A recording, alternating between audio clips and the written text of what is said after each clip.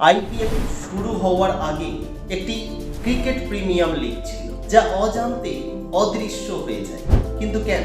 আপনারা কি জানেন এই আইপিএল শুরু হওয়ার পেছনে লুকিয়ে ছিল একটি বড় রহস্য? গত বছর আইপিএল এর রেভিনিউ ছিল 20,000 কোটি টাকা। ক্রিকেট লিগে এত টাকা ইনকাম হওয়া সত্ত্বেও আইপিএল এর মতন অন্য কোনো ক্রিকেট লিগ ভারতে আজ পর্যন্ত কেন তৈরি হয়নি? চলুন জানা যাক সেই রহস্যের কথা। 2007 সালে একটা চেষ্টা করা হয়েছিল, যার নাম দেওয়া হয়েছিল আইসিএল, ইন্ডিয়ান ক্রিকেট লিগ, যার শুরু করেছিল সুভাষ চন্দ্র, যার ব্র্যান্ড অ্যাম্বাসেডর ছিল কপিল দেব। এছাড়াও ব্রায়ান লারা, আম্বাতি রাইডু, সেন ওয়ার্ডের মতো প্লেয়াররা খেলবে।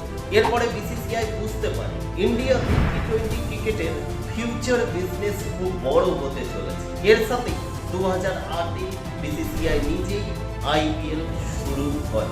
ইন্ডিয়াতে ক্রিকেট বিসিসিআই কন্ট্রোল করে। বিসিসিআই একটি সাধারণ রুল তৈরি করে, যে সমস্ত খেলোয়াড়রা আইসিএল খেলবে তারা বিসিসিআই কোনো টুর্নামেন্টে অংশগ্রহণ করতে পারবেন। বিসিসিআই নিয়মটি তৈরির সাথে সাথে আইসিসি ও অফিসিয়ালি এটিকে অবৈধ বলে ঘোষণা করে দেয়। এরপর ধীরে ধীরে স্পন্সরশিপ গুলো মুখ ফেরায় আইসিএল থেকে।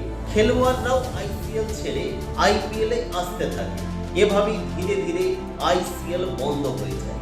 ঠিক এরপরে 2008 সালে সেম ফর্মে, সেম সাপোর্ট, ফুল পাওয়ারের সাথে আজ পর্যন্ত ইন্ডিয়াতে সব থেকে প্রফিটেবল ক্রিকেট লিগ শুরু হয়, যার নাম হলো আইপিএল, ইন্ডিয়ান প্রিমিয়াম লিগ। তাহলে সত্যিই কি আইপিএল এর প্রতিদ্বন্দ্বী হয়ে ওঠা কঠিন?